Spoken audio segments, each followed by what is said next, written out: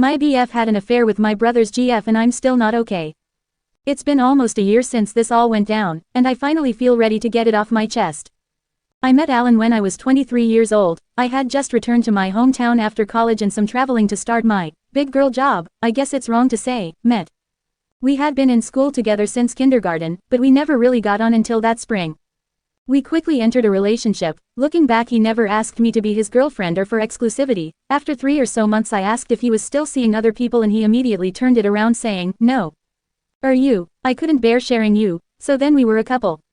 About 8 months later he moved in with me. He was previously living at his parents'. His mom told me to be careful, that this means more to you than it does him. I thought she was just jealous because she liked having him at home, but maybe she knew what her son was.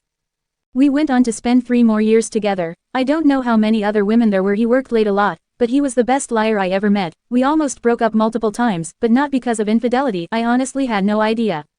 The cracks were because I would tell him my needs weren't being met and he would manipulate me into believing I was the problem. He made me believe wanting communication, words of affirmation, and discussions about the future meant I was exceptionally needy and crazy. Slowly I started believing that I was lucky he even put up with me.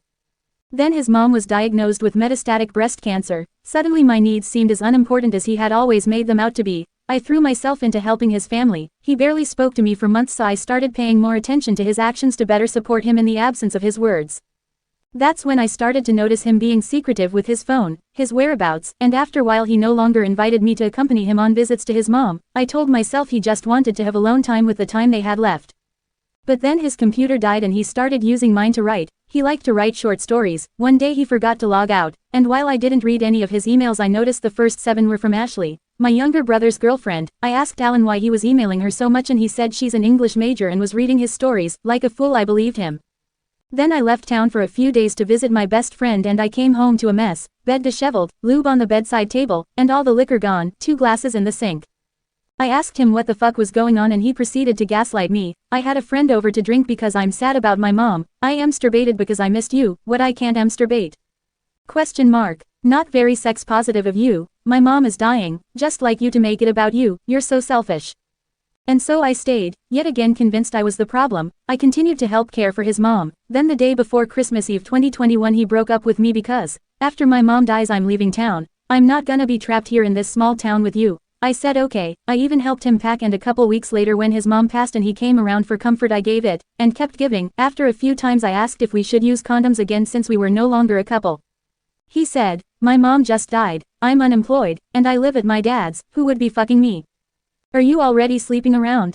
I wasn't, and so no condoms. I'm lucky I didn't contract a disease. Then before Valentine's Day I got a text from one of Ashley's friends saying, "It seems like everyone but you and your brother know, and I can't stand the deceit after all you've done for that family. Alan and Ashley are together and have been for months. They were together for at least 5 months while they were with you and your brother." I threw up. Being one person removed sexually from my sibling was too much on top of news of a long-term affair. But what's worse is I thought we were all friends. Ashley hugged me and said she couldn't wait to be a part of our family.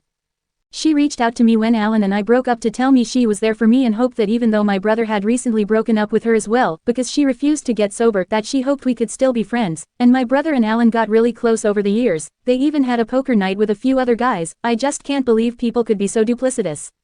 But it got worse. They moved in together 3 blocks away from me.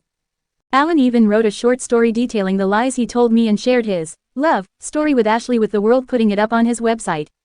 I was humiliated. I'm still humiliated. In the last few months I finally saved enough money to leave that neighborhood and I recently started dating someone new. My brother and I both went to therapy for a while after, but sometimes I still feel so sick and so sad and so mortified that this happened. IDK why I'm telling you all, but I thought maybe it would be a release. Thanks for listening.